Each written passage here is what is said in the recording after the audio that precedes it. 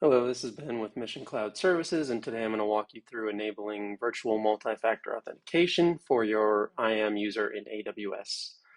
Now, it's considered a foundational security best practice to enable virtual MFA in AWS.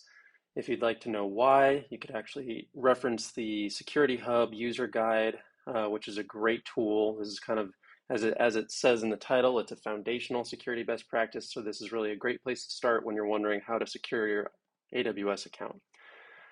So just as it says, it adds an extra layer of protection on top of a username and password. So that's really all we need to know about it. Now, we need to know how to go ahead and do this. We can consult the documentation in the IAM user guide, and we can see that there are some permissions required, and there's a link to that if you need to reference it. When we want to do this in the console, there's a list of detailed steps that we need to follow. So what we'll do is we'll log into the AWS console, we'll go to IAM, choose users, security credentials, assign MFA device, manage, and then we will assign our MFA device.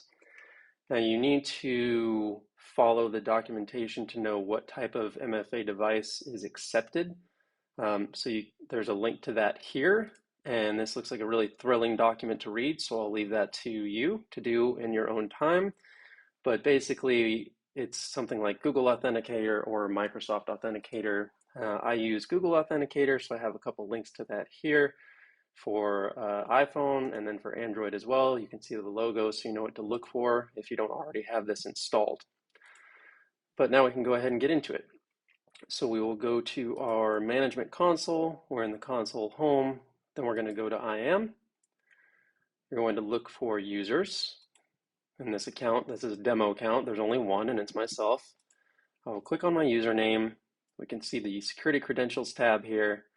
We can see assigned MFA device, not assigned. So we want to change that. We will click manage. Virtual MFA device is the simplest one to do, and that's what we're going to do because you could just use your phone. So I'll click continue. Now it's going to give you a QR code to scan. So I'll open up my virtual MFA device on my phone,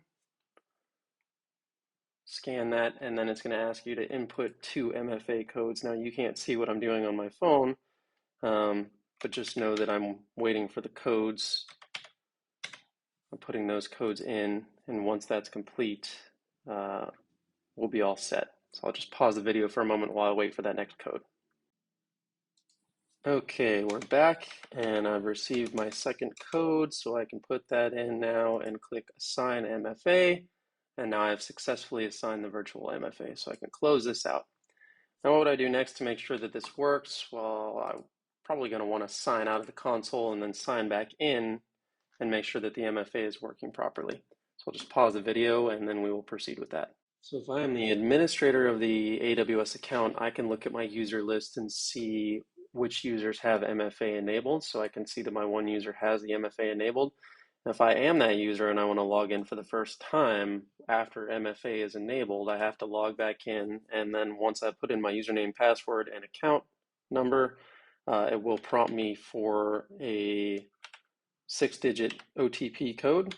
So once I put that in from my Google Authenticator or Microsoft Authenticator, something like that, then I'll be able to log in as normal. One final note on IAM users is that IAM users do come with management overhead. IAM users might have a pair of access keys, and the security best practice there is to rotate those keys every 90 days. And it's going to be the same thing with the IAM user login credentials. You're going to need to rotate your password. You're going to need to follow a password policy. So there are kind of better ways for the security foundational best practices to manage people needing to log into your AWS account, and this is going to be following IAM roles or using federation. So we can explore these in a future video, but just know at least we've covered how to turn on that virtual MFA for when you do need your IAM users. And once you become more advanced and your AWS footprint starts to grow exponentially, you'll definitely want to look into things like using IAM roles as opposed to IAM users and federation with things like SSO. Again, this has been Ben with Mission Cloud Services. Thank you and have a great day.